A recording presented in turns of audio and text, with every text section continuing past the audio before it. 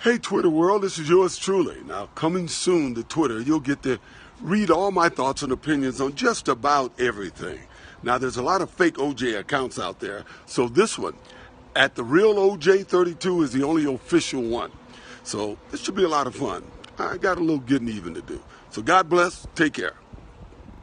Hey Twitter world, you know, for years people have been able to say whatever they want to say about me with no accountability. But now I get to challenge a lot of that BS and set the record straight. More importantly, I'll be able to talk about everything, especially sports, fantasy football, and even politics. But for now, let me just say to my fellow fathers out there, happy Father's Day, and God bless. Hello, Twitter world. This is yours truly. You know, this is my first venture into the social media world, and it's amazing, you know, especially how quickly they can put up counterfeit sites. Anyway, we'll deal with that. My life has always been involved in the sports world, and I suspect as the weeks goes on, that's pretty much what we'll be talking about. But once in a while, I'm going to go off topic and talk about something else, and this is one of those times. You know, Bob Kardashian, he's like a brother to me. He's a great guy. He met and married Chris, and they really had a terrific time together when they were together. Unfortunately, that ended.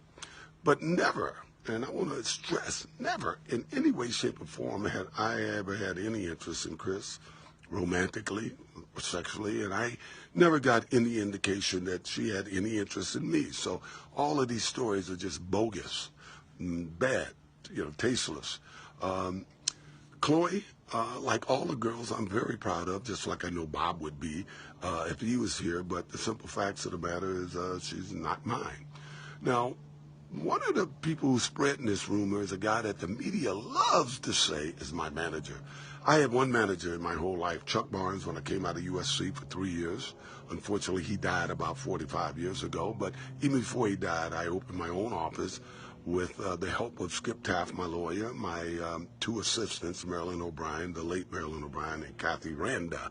And I've always managed my own affairs, and I like to think very successfully. So when you see these guys like Norm and these guys claim that they're my manager, it's just not true. I may have done a deal here or there with them, but none of these guys have ever was anything remotely like a manager for me. In any event, that's it for today. Happy Father's Day. Take care. Hey, Twitter world, it's me, yours truly. You know, after last week, I got a lot of comments from football fans telling me, Juice, come on, fantasy, you got to draft a running back first. And normally I would go along with that, except in the case of Patrick Mahomes. Now, there was only one quarterback within 100 points of him last year, and that was 93 points behind him. Even Tom Brady, maybe the greatest quarterback ever, was roughly 175 points behind him. And Drew Brees, the guy who led my fantasy teams to 3 out of 4 championships, was roughly 150 points behind him. You can't make up that separation anywhere else in any other position. Look at the running backs. The top 4 guys were within 30 points of one another. And you got all of these great young guys coming, Chubb and Jones and a Mack. I mean, some great young guys who could be Bill Kyle backs. And don't forget, Ingram is going to be a feature back in Baltimore. That helps Kamara, who was last year anyway, my star guy. He'll get the ball more. And Le'Veon Bell is coming. So you can get a top running back in that second round. Now, on another note, when I came into the league, I went through a little bit of culture shock. Not because I was born in San Francisco and raised there and went to USC, LA, and then ended up in upstate New York. It was because of the locker room. The locker room was different. I wasn't prepared for it. You had black guys in the locker room who had never played football with white guys before. And you had white guys from big colleges who had never played with black guys before. And they came with all kind of attitudes and opinions and thoughts on things, but we had to put it all aside. You had to put it aside if you're going to be a team and have any chance of winning. And I'm pretty sure that was the case everywhere, all over sports back then. I'm just saying.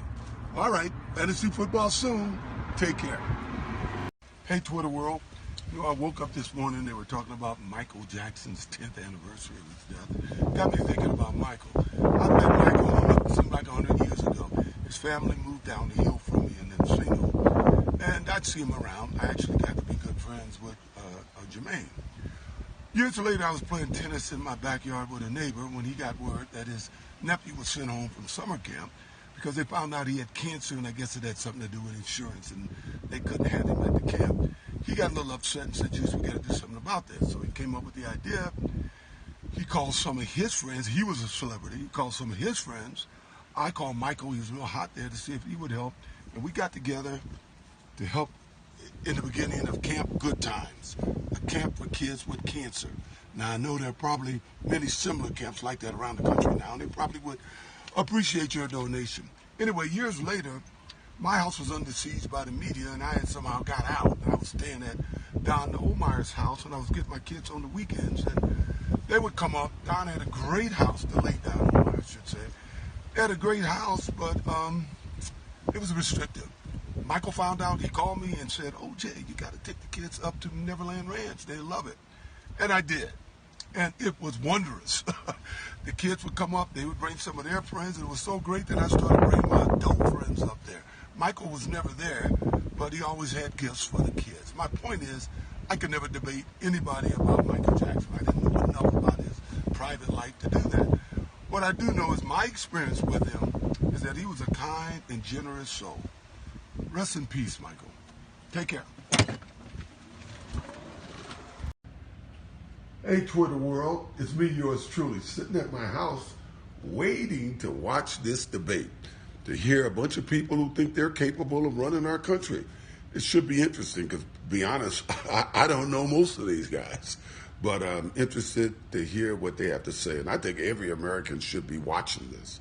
So I guess we got about 38 minutes to go, so won't be long now. Take care.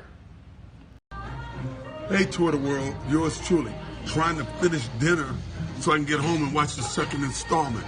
The only thoughts about last night was one completely unknown to me. It really surprised me. It was pretty good. If I have any suggestion, I would say when it's over tonight, turn it off. Don't listen to these pundits and experts tell you who won. With your vote, you're the expert. Enjoy. Take care.